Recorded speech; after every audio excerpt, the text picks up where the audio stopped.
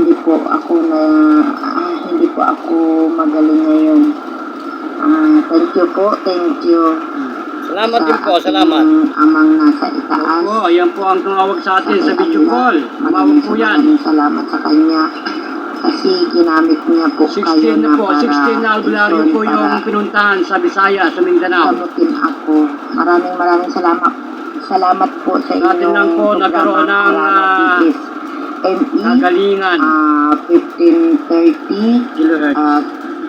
KHZ Kilohertz. EM Bonds Philippines. Maraming salamat po. Lalo na sa iyo, Sir Jesus Malinaw Dire. o Gayri Junior. Thank you. Yung malalaman po yan, yung malalang yan. Good. At saka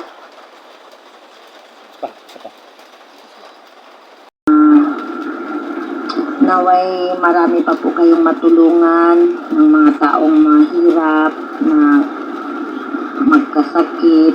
Salamat po. Marami pa po kayong matutulungan, sir. Yan po yung halos hindi Naway mapansin gabayan ni po kayo ng ito ni Idol Apo. Maraming salamat po. Apo Philip sa Batangas. Hindi na-entertain. Ako po ang bumanat. Gumaling na. Salamat sa iyo, kapatid.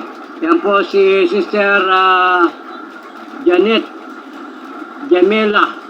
Sister Jamela yan. Salamat sa iyo, kapatid. Bye-bye. Yes, sa lahat po ng gustong umamon ay yan po ang maikling binabahagi ko nga sa inyo sapagkat halos naiyak na po kaya binuputol ko ang video ito sapagkat naiyak na magkalawang iyak at magkahalong saya ang dulot ng kanyang pagpapagamot sa atin ay sadyang napakabuti ng Panginoon na tayo ay makapaglingkod sa ating inang bayan at sa ating mga kababayan sa lahat ng komunidad ng ating lupain ito ng Bansang Pilipinas. Nandiyan po ang inyong lingkod na nagbabahagi po ng makasaysayang gamutan. Mantaking mo yan, nasa doktor hospital na, mahirap ka pa, hindi ka pa gagaling sa doktor mo. At kung ikay magpa-albularyo, hindi ka rin gagaling. Anong problema sa mundo? Ang problema po ganito. Yan po yung aral, hindi lang basta albularyo tayo. Hindi naman po sa paghahamak ng ibang mga katulad ko nag-aral ng exorcist. Kailangan po physically, mentally, spiritually, emotionally, you are well educated. Kaya nalulungkot ako kung kayo po ay hindi magpapagamot kay Idol ko rin po yan dahil Batanggin nyo yan. Huwag na po kayong pumunta doon. Huwag na po kayong mag-comment ng kung ano-ano. Ako po born again. Ako half born again, half Muslim, half Buddha, half Orthodox, half Orphan. Ako pong kaisa-isang Pilipino na masasabi ko ang mukha ko ay mukhang baringbing. Maraming side by side, no? Ay wag lang po tayong manahan sa ating pong mga talino. Malapay, gamitin po natin ang talino natin sa pagkikipagkapwa, pagkikipagkaibigan, pagkikipagtunggali po sa ating mga mabubuting mga kapwa tao kahit na hindi man mabuti yan. Yan po ay may damdamin din, nasasaktan. Kaya ang kailangan po niya na tayo po ay magwagi sa kanilang mga kalooban.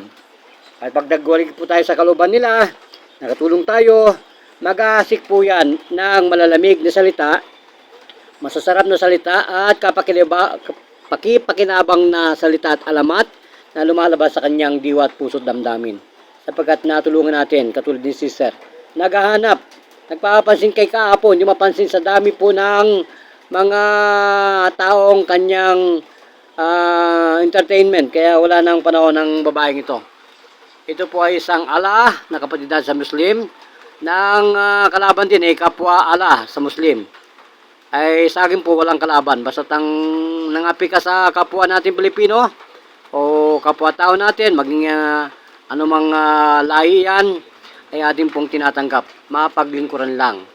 Ang mga taong ganito na ubod na ng hirap sa mundo, baliw na kung tawagin. Nagkaroon ng phobia, depression, anxiety, etc. etc. Hindi mapapagaling ng doktor, hindi mapapagaling ng kapwa albularyo natin sapagkat kulang. Mentally, physically, spiritually, emotionally. Kailangan po yun ay mayroong kang kakibat na hindi ninyo naaral sa universidad. at yun po ay mawalan ka ng isang oras na walang hininga. Pag nangyari sa inyo yan, wala na po yung cardiopulmonary resuscitation ng bansang ito ng Pilipinas na lalos pumapatay sa anumang biktima sa panahon ng emergency. Kaya lang, magtiis po tayo, yun ang tinuro ng doktor natin, magtiis po tayo doon. Hanggat hindi nyo nakikita ang aming pong survivor, missionary na pinapangalanan po namin, no?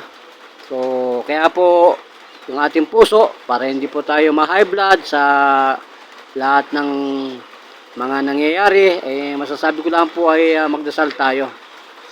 Yun na lamang po. At katulad ng babaeng ito, sabi ko lang, Diyos mabalos, gracias.